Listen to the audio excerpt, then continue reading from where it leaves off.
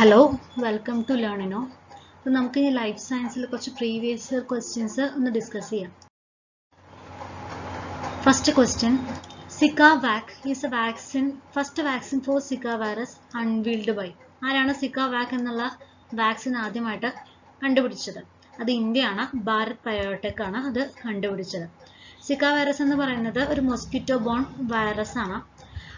ഇത് ആദ്യമായി ഐഡന്റിഫൈ ചെയ്തിട്ടുണ്ടായിരുന്നത് 1947 ഉഗാണ്ടയിലെ റീസസ് മങ്കികളിലാണ്, റീസസ് മക്കാക് മങ്കിയിലാണ് അത് ആദ്യമായിട്ട് കണ്ടുപിടിച്ചിട്ടുണ്ടായിരുന്നത്. പിന്നീടാണ് അത് ഈ ഇൻഫെക്ഷൻ ഹ്യൂമൻസിലും കൂടെ വന്നിട്ടുണ്ടെന്നുള്ളത് അറിഞ്ഞത്. അത് 1950 ആഫ്രിക്കയിൽ വെച്ചിട്ടാണ്, ആഫ്രിക്കൻ കൺട്രീസിലാണ് ഈ പറയുന്ന സിക്ക വൈറസ് ഈ മങ്കീസ് എന്ന് ഹ്യൂമൻസിലേക്ക് പടർന്നതായിട്ട് നമ്മൾ അറിഞ്ഞത്. അപ്പം അതിൻ്റെ വാക്സിൻ, സിക്ക വാക് എന്ന് പറഞ്ഞ വാക്സിൻ കണ്ടുപിടിച്ചത് ഇന്ത്യയിലെ ഭാരത് ബയോടെക് ആണ്. What is the harmful chemical present in tobacco? ടുബാക്കോയിൽ പ്രസന്റ് ആയിട്ടുള്ള ഹാംഫുൾ കെമിക്കൽ ഏതാണ്? ടുബാക്കോയിൽ പ്രസന്റ് ആയിട്ടുള്ളത് നിക്കോട്ടിൻ ആണ്. ഇൻസുലിൻ എന്ന് പറയുന്നത് ഒരു ഹോർമോൺ ആണ്, നമ്മുടെ പാങ്ക്രിയാസ് പ്രൊഡ്യൂസ് ചെയ്യുന്ന ഒരു ഹോർമോൺ ആണ്. ഇത് നമ്മുടെ ശരീരത്തിലുള്ള ബ്ലഡിലുള്ള ഷുഗർ ലെവൽസിനെ റെഗുലേറ്റ് ചെയ്യാൻ വേണ്ടി ഹെൽപ്പ് ചെയ്യുന്ന ഒന്നാണ് ഇൻസുലിൻ പറഞ്ഞിട്ടുള്ള സംഭവം. കഫീൻ എന്ന് പറയുന്നത് ഒരു നാച്ചുറൽ സ്റ്റിമുലന്റ് ആണ്. അത് മെയിനായിട്ട് കോഫിയിൽ ഒക്കെ കാണപ്പെടുന്ന ഒന്നാണ് ഈ പറയുന്ന കഫീൻ. ടീയിലും ചെറിയൊരു എമൗണ്ട് അതുണ്ട് കേട്ടോ. Which of these organs is not vestigial? Vestigial അല്ലാത്ത ഓർഗൻ ഏതാണ് തന്നിരിക്കുന്നത്? വെസ്റ്റിജിയൽ പറഞ്ഞു കഴിഞ്ഞാൽ നമ്മുടെ ശരീരത്തിൽ തന്നെ കുറേ എണ്ണം ആവശ്യമുള്ളതുണ്ട്. ഭൂരിഭാഗം ആവശ്യമുള്ള ഓർഗൻസ് ആണ്, ചിലത് ആവശ്യമില്ലാത്തതുണ്ട്. അത് മുമ്പ് കാലത്തൊക്കെ ചിലപ്പോൾ ഉപകാരപ്പെട്ടതായിരിക്കും, ചിലപ്പോൾ അത് പിന്നീട് നമുക്ക് പരിണാമമൊക്കെ സംഭവിച്ച സമയത്ത് പിന്നീട് നമുക്ക് ഉപകാരപ്പെടാണ്ട് വന്നിട്ടുള്ള ശരീരത്തിൽ ചില ഭാഗങ്ങൾ കിടക്കുന്നുണ്ട്. അപ്പോൾ അതിനെയാണ് നമ്മൾ വെസ്റ്റിജിയൽ ഓർഗൻസ് എന്ന് പറയാം. അപ്പോൾ ഈ തന്നിരിക്കുന്ന ഇതിൽ വെസ്റ്റിജിയൽ ഓർഗൻസ് അല്ലാത്തതാണ് ചോദിക്കുന്നത്. വെർമിഫോം അപ്പൻഡിക്സ് എന്നുള്ള കേട്ടിട്ടുണ്ടാവില്ല, അപ്പൻഡിക്സ് രോഗം. ഈ പറഞ്ഞ വെർമിഫോം അപ്പൻഡിക്സ് എന്ന് പറഞ്ഞാൽ നമ്മുടെ ശരീരത്തിലുള്ള ഒരു ഭാഗമാണ്, പക്ഷെ നമുക്ക് ഉപകാരമൊന്നുമില്ല. പക്ഷെ അതിലേക്ക് എന്തെങ്കിലും പ്രശ്നം വരുമ്പോഴാണ് അപ്പൻഡിക്സ് പറഞ്ഞ അസുഖം ഉണ്ടാവുക. ഓക്കെ, അപ്പോൾ ഇവിടെ നമ്മൾക്ക് വന്നിരിക്കുന്നത് ബ്രെയിൻ ആണ്. ബ്രെയിൻ നമുക്ക് വളരെ ആവശ്യമുള്ള ഒരു ഓർഗനാണ്. നോട്ട് വെസ്റ്റിജിയൽ പറയുമ്പോൾ ബ്രെയിൻ ആണ്. വെസ്റ്റിജിയൽ ഓർഗൻ അല്ല, നമുക്ക് ഉപകാരമുള്ളതാണ്. ഇയർ മസിൽസ്, അത് നമുക്ക് അതില്ലെങ്കിൽ നമുക്ക് ജീവിക്കാൻ പറ്റും. അപ്പൻഡിക്സ് ഇല്ലെങ്കിൽ നമുക്ക് ജീവിക്കാൻ പറ്റും. വിസ്റ്റം ടീത്ത് ഒക്കെ എന്തിനാണ്? ആവശ്യമില്ലാണ്ട് വരുന്ന സാധനം, നമുക്കത് ഇല്ലെങ്കിൽ നമുക്ക് ജീവിക്കാൻ പറ്റുന്ന സാധനങ്ങളാണ്. അപ്പോൾ അതിനുള്ള കുറച്ച് എക്സാമ്പിൾസ് ഇവിടെ പറയുന്നത് അപ്പൻഡിക്സ്, കോക്സിക്സ്, ടെയിൽ ബോൺ പറയും. നമ്മളുടെ നട്ടിൽ ഇങ്ങനെ വരുന്ന സമയത്ത് ഏറ്റവും അറ്റത്തായിട്ട് അങ്ങനെ ഒരു കുഞ്ഞു വാല് പോലെ ഒരു ഭാഗമുണ്ട്, അതിന് പറയുന്ന പേരാണ് കോക്സിക്സ്. അത് ഇല്ലെങ്കിലും കുഴപ്പമൊന്നുമില്ല കേട്ടോ. മുമ്പ് കാലത്തൊക്കെ നമുക്ക് വാലുണ്ടായിരുന്നല്ലോ, കുരങ്ങുന്നാണല്ലോ നമ്മൾ ഉണ്ടായത്. അപ്പോൾ അതിൻ്റെ ഒരു പരിണാമത്തിൽ അതിങ്ങനെ റെഡ്യൂസ് ചെയ്ത് ഈ ഒരു രൂപത്തിലേക്ക് നമ്മുടെ ശരീരത്തിൽ വന്നു എന്നാണ് പറയപ്പെടുന്നത്. ബോഡി ഹെയർ നമ്മൾക്ക് ഒരു കണക്കിന് വേണം. നമ്മുടെ ശരീരത്തിലുള്ള പല ടെമ്പറേച്ചറും കാര്യങ്ങളൊക്കെ റെഗുലേറ്റ് ചെയ്യാനൊക്കെ സ്കിന്നിൻ്റെ കൂടെ ഹെയർ ഉള്ളത് നല്ലതാണ്. പക്ഷേ ഹെയർ ഇല്ലെങ്കിലും കുഴപ്പമില്ല. ഇപ്പോഴൊക്കെ ബോഡി വാക്സ് ഒക്കെ ചെയ്യുന്നില്ലേ ആൾക്കാർ, അല്ലേ? അത് ഇല്ലെങ്കിലും നമുക്ക് ജീവിച്ചു പോകാൻ പറ്റും. വിസ്റ്റം ടീത്ത് ആവശ്യമില്ല. നിപ്പിൾസ് ഓൺ മെയിൽസിൽ നിപ്പിൾസിൻ്റെ ആവശ്യമില്ല. നിക്റ്റിക്കേറ്റിംഗ് മെംബ്രെയിൻ ഓഫ് അതിലുള്ളൊരു പെർട്ടിക്കുലർ മെംബ്രെയിനാണ്, അതിൻ്റെ ആവശ്യമില്ല. ടോൺസിൽസ് എന്ന് പറയുന്നത് നമുക്ക് ആവശ്യമില്ലാത്ത സാധനങ്ങളാണ്. ഓക്കെ, അപ്പോൾ അതൊക്കെ വെസ്റ്റിജിയൽ ഓർഗൻസ് ഏതൊക്കെയാണ് നമുക്കൊന്ന് നോട്ട് ചെയ്ത് വെക്കാം. Which of the following fruits has high potassium content? ഒരുപാട് പൊട്ടാസ്യം കണ്ടന്റ് ഉള്ളത് ഏതിലാണെന്നാണ്? ബനാനയിലാണ് ഒരുപാട് പൊട്ടാസ്യം കണ്ടന്റ് ഉള്ളത്. പിന്നെ നമ്മൾ ഗുവയിൽ വിറ്റാമിൻ സി ഒരുപാട് അടങ്ങിയിട്ടുള്ള ഒരു സംഭവമാണ് ഗുവ. പക്ഷെ നമ്മൾക്ക് ഒരിക്കലും ഗുവ പറഞ്ഞ കൊയ്യാക്ക, പേരയ്ക്ക എന്നൊക്കെ പറയും.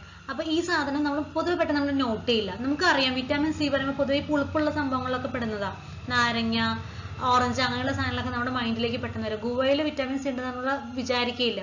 പക്ഷേ എക്സാമിന് മുമ്പ് ഒരു PSC എക്സാമിന് ചോദിച്ചിട്ടുള്ളതാണ് കേട്ടോ, ഗുവയിൽ അടങ്ങിയിട്ടുള്ള വിറ്റാമിൻ ഏതാണെന്നുള്ളത്. ആരും അത് ശ്രദ്ധിച്ചിട്ട് പോലും ഉണ്ടാവില്ല. കാരണം നമ്മളെപ്പോഴും വിറ്റാമിൻ സി പഠിക്കുന്ന സമയത്ത് ഓറഞ്ച്, നാരങ്ങ അങ്ങനെയുള്ള സംഭവങ്ങളൊക്കെ നമ്മൾ നോക്കുള്ളൂ. ഈ സംഭവം അങ്ങനെ കാണാറില്ല. ഇമ്പോർട്ടൻ്റ് ആണ്.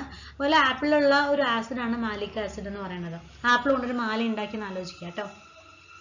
പിന്നെ നമ്മളുടെ ഇതിൽ വേറൊരു കാര്യം പറയാനുള്ളത്, ഈ പൊട്ടാസ്യം എങ്ങനെ ആലോചിക്കാന്ന് വെച്ച് കഴിഞ്ഞാലേ, നമ്മൾ ബനാന അങ്ങനെ കടിച്ചുകൊണ്ടിരിക്കുമ്പോൾ ബനാന പൊട്ടിപ്പോയി എന്ന് ആലോചിക്കുക. അപ്പോൾ പൊട്ടാസ്യം നല്ല കൂടുതലുള്ളതെന്ന് വിചാരിച്ചാൽ മതി. Which of the following bears? ഫ്രൂട്ട്സും ഫ്ലവേഴ്സ് ഒക്കെ ഒരു തവണ മാത്രം കായ്ക്കുന്നത് ഏതിലാണെന്നാണ്? അത് ബനാനയാണ്, അല്ലേ? അത് ഒരു തവണ കായ്ച്ചു കഴിഞ്ഞാൽ പിന്നെ നമ്മൾ ആ ഒരു വാഴ അങ്ങനെ ഉപയോഗശൂന്യമാവും. പിന്നെ അതിൽ നമ്മൾ ഉണ്ണിത്തണ്ട് എടുത്ത് നമ്മൾക്ക് വേണ്ട ഭക്ഷണം എന്തെങ്കിലും വെക്കും. പിന്നെ ആ വാഴയില്ല, പിന്നെ വാഴ ചുറ്റുമുള്ള കുഞ്ഞു കുഞ്ഞ് തൈകളാണ് പിന്നീട് വളരുക. ഒരൊറ്റ തവണ മാത്രമേ ഈ സംഭവം ഫ്ലവർ ചെയ്യും ഫ്രൂട്ട് ചെയ്യുകയൊക്കെ ചെയ്യുള്ളൂ. ആര്? Banana. The prolongation of the backbone beyond the trunk of the body. ബോഡിയിൽ ഈ ബാക്ക് ബോണിലൊരു ഭാഗം ഇങ്ങനെ എലോങ്ങേറ്റ് ചെയ്തിട്ടുള്ള ആ ഭാഗത്തിന് പറയുന്ന പേരാണ് വാല്. ഈ വാലാണ് നമ്മൾ എന്താ പറയണത് മനുഷ്യന്റെ ശരീരത്തിലെ കോക്സിക്സ് ആയിട്ട് മാറുന്നത്. നിങ്ങൾ നെറ്റിലൊന്ന് സെർച്ച് ചെയ്ത് കഴിഞ്ഞാൽ കാണും കേട്ടോ, അത് ടെയിൽ ബോൺ എന്നൊക്കെ പറയും. Scurvy caused by deficiency of scurvy എന്ന് തന്നെ ആലോചിക്കുക. അപ്പോൾ സ്കർവി വിറ്റാമിൻ സിയുടെ കുറവ് മൂലം ഉണ്ടാകുന്ന രോഗമാണ് സ്കർവി. ഇതിനെക്കുറിച്ച് ഡീറ്റെയിൽ ആയിട്ടൊക്കെ നമ്മൾ വിറ്റാമിൻസ് പഠിക്കുമ്പോൾ പഠിക്കും കേട്ടോ. അപ്പോൾ വിറ്റാമിൻസ് ശരിക്കും 2 തരത്തിലുണ്ട്. ഫാറ്റ് സോലബിൾ ഉണ്ട്, വാട്ടർ സോലബിൾ ഉണ്ട്. വെള്ളം നമ്മൾ വളരെ ബിസി ആയിട്ടുള്ള ഈ ടൈമിൽ നമ്മൾ വെള്ളം കുടിക്കാൻ മറക്കുന്ന ആലോചിക്കുക. അപ്പോൾ വിറ്റാമിൻ ബിയും വിറ്റാമിൻ സിയും വാട്ടർ സോലബിൾ ആണ്.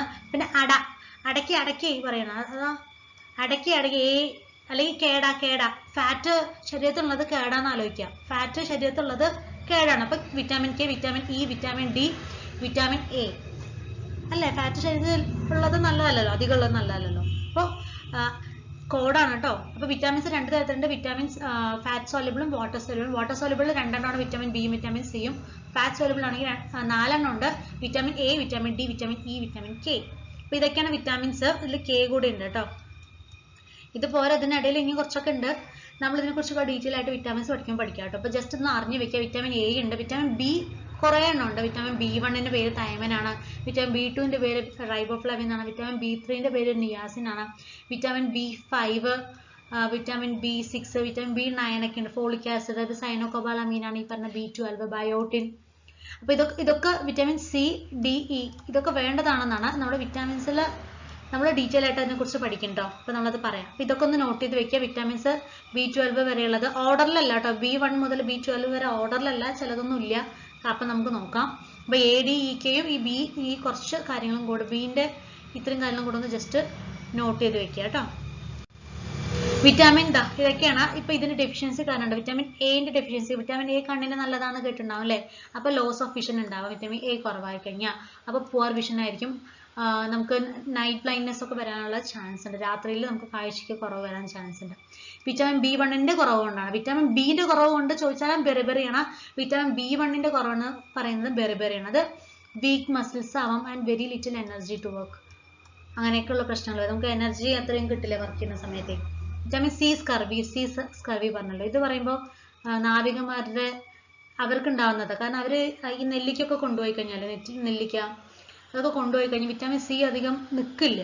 അപ്പോൾ വിറ്റാമിൻ സി ഒക്കെ കുറച്ചൊക്കെ ദിവസം കഴിഞ്ഞ് കഴിഞ്ഞാൽ പിന്നെ ആ ഒരു ഫ്രൂട്ടിൽ നിന്ന് പോയി കഴിഞ്ഞാൽ പിന്നെ അത് വിറ്റാമിൻ സി ഇവർക്ക് കിട്ടില്ല. അപ്പോൾ അവർക്ക് എന്ത് പറ്റുമെന്ന് വെച്ച് കഴിഞ്ഞാൽ, കടലല്ലേ, കടൽ കുറേ ഇവിടുന്ന് കരയിൽ നിന്ന് പോയി കഴിഞ്ഞാൽ കുറേ മാസങ്ങൾ ഉണ്ടായിരിക്കും തിരിച്ചു വരിക. അപ്പോഴത്തേക്കും ആ ഒരു ഫ്രൂട്ടിൽ ഉള്ള വിറ്റാമിൻ സി ഒക്കെ പോയിട്ടുണ്ടാവും. അപ്പോൾ അതിൻ്റെ കുറവ് കാരണം ഉണ്ടാകുന്ന രോഗമാണ് സ്കർവി. ബ്ലീഡിങ്, ഗംസ് ബ്ലീഡ് ചെയ്യും. പല്ലിൻ്റെ അവിടുത്തെ മോണൻ്റെ അവിടെയൊക്കെ ഇങ്ങനെ ബ്ലീഡിങ് ഉണ്ടാവും. അപ്പോൾ അതൊക്കെ ഒരുപാട് സമയം എടുക്കും. ഹീലാവാനൊക്കെ ഭയങ്കര ബുദ്ധിമുട്ടായിരിക്കും. ഈ വിറ്റാമിൻ സി വേറൊരു കാര്യം കൂടിയുണ്ട്. നമ്മൾ കുക്ക് ചെയ്യുന്ന സമയത്ത് നശിച്ചു പോകുന്നത് വിറ്റാമിൻ സി ആണ്. കുക്കറിനൊക്കെ സൗണ്ട് വരുന്നത് പറഞ്ഞിട്ടല്ലേ അല്ലേ? അപ്പോൾ വിറ്റാമിൻ സി കുക്ക് ചെയ്യുന്ന സമയത്ത് നഷ്ടപ്പെടുന്ന കൂടെ ആലോചിക്കും. വിറ്റാമിൻ ഡി ഡെഫിഷ്യൻസി ഉണ്ടാകുന്നതാണ് റിക്കറ്റ്സ്. അതായത് കാണാം bones become soft and bend. നമ്മുടെ ബോണ് ബലൂലുണ്ടാവും. കാൽസ്യം കാരണം കുറവുണ്ട്. ബോണും ടൂത്തൊക്കെ ഡീക്കേ ഉണ്ടാവും അല്ലേ? അതൊക്കെ ദ്രവിച്ചു പോവും. വീക്ക് ബോൺസ് ആവും, ടൂത്ത് ഡീക്കേ ഒക്കെ ഉണ്ടാവാനുള്ള ചാൻസ് ഉണ്ട്. അയോഡിൻ്റെ കുറവ് കാരണം ഗോയിറ്റർ ഉണ്ടാവും. അതിനെക്കുറിച്ചൊക്കെ ഡീറ്റെയിൽ ആയിട്ട് നമ്മൾ പിന്നീട് പഠിക്കും കേട്ടോ. അപ്പോൾ നമ്മുടെ തൊണ്ടയിലുള്ള ഒരു സംഭവം, ബട്ടർഫ്ലൈൻ്റെ രൂപത്തിലുള്ള ഒരു അവയവമാണ് എന്ത്, തൈറോയ്ഡ് ഗ്ലാൻഡ്. അതിൻ്റെ സ്വെല്ലിങ് കാരണമാണ് ഈ പറയുന്ന, അതിനെയാണ് നമ്മൾ ഈ ഗോയിറ്റർ എന്ന് പറയാം. അപ്പോൾ അത് മെൻ്റൽ ഡിസബിലിറ്റി വരെ കുട്ടികൾ ഉണ്ടാക്കാൻ സാധ്യതയുള്ള ഒന്നാണ്. എക്സോപ്താൽമിക് ഗോയിറ്റർ എന്നൊക്കെ നമ്മൾ പിന്നീട് പഠിക്കും. അയണിൻ്റെ കുറവ് കാരണം അനീമിയ ഉണ്ടാവും. നമ്മൾ ഒരുപാട് വീക്കാവും, ബോഡി ഒക്കെ വീക്ക്. അറിയാമല്ലോ, ഇപ്പോഴൊക്കെ കേരളത്തിലുള്ള കുട്ടികൾക്ക് ഈ പറയുന്ന അയൺ ഡെഫിഷ്യൻസി ഉണ്ട്. അപ്പോൾ അതുകൊണ്ട് അവർ അംഗനവാടി വഴി അയൺ ടാബ്ലറ്റ്സ് ഒക്കെ പ്രൊവൈഡ് ചെയ്യുന്നുണ്ട്, കാൽസ്യം ടാബ്ലറ്റ്സ് ഒക്കെ പ്രൊവൈഡ് ചെയ്യുന്നുണ്ട്. Which of the following is example of insoluble dietary fibre? Soluble അല്ലാത്ത ഡയറ്ററി ഫൈബർ ഏതാണെന്നുള്ളത് സെല്ലുലോസ് ആണ്. ഫൈബർ എന്ന് പറയുന്നത് കോമൺലി നമ്മൾ രണ്ടായിട്ട് ക്ലാസിഫൈ ചെയ്യും, സോലുബിൾ ആയിട്ടുള്ളതും ഇൻസോലുബിൾ ആയിട്ടുള്ളതും. അപ്പോൾ ഈ സോലുബിൾ എന്ന് പറയുമ്പോൾ വാട്ടറിൽ ഡിസോൾവ് ആവും. ഇത് ഇൻസോലുബിൾ ആയിട്ടുള്ള ഫൈബർ എന്ന് പറയുന്നത് വാട്ടറിൽ ഡിസോൾവ് ആവില്ല. ഓക്കെ, അപ്പോൾ സോലുബിൾ ഫൈബർ എന്ന് പറയുന്ന സമയത്ത് this type of fibre dissolves in water to form a gel like material ആവും. അത് വാട്ടറിൽ ഡിസോൾവ് ആയിട്ട് ജെൽ പോലെയുള്ള ഒരു സംഭവമായിട്ട് മാറും. It can help lower blood cholesterol and glucose level. അപ്പോൾ ഇതെന്ത് ചെയ്യും, ബ്ലഡ് കൊളസ്ട്രോളും ഗ്ലൂക്കോസ് ലെവലൊക്കെ ലോവർ ചെയ്യാൻ വേണ്ടി സഹായിക്കും. ഈ സോലുബിൾ ആയിട്ടുള്ള ഫൈബർ എന്ന് പറയുന്നത് oats, peas, beans, citrus fruits, carrots, barley, psyllium, ആപ്പിൾസിലൊക്കെ ഉള്ള സംഭവമാണ്. അപ്പം അതുകൊണ്ടാണ് അങ്ങനെയുള്ളതൊക്കെ കഴിക്കാനൊക്കെ പറയണത്. ഫൈബർ കണ്ടന്റ് ഉള്ളതൊക്കെ കഴിക്കണം പറയാറില്ലേ ഷുഗറുകാർക്കൊക്കെ. ഓക്കെ, അപ്പോൾ ഇത്രയും കാര്യങ്ങളാണ് നമ്മുടെ ഇന്നത്തെ ഈ ഒരു വീഡിയോയിലുള്ളത്. വീഡിയോസ് യൂസ്ഫുൾ ആവുകയാണെന്നുണ്ടെങ്കിൽ നിങ്ങളുടെ ഒരു അഭിപ്രായം എന്തായാലും പറയണം കേട്ടോ. Thank you.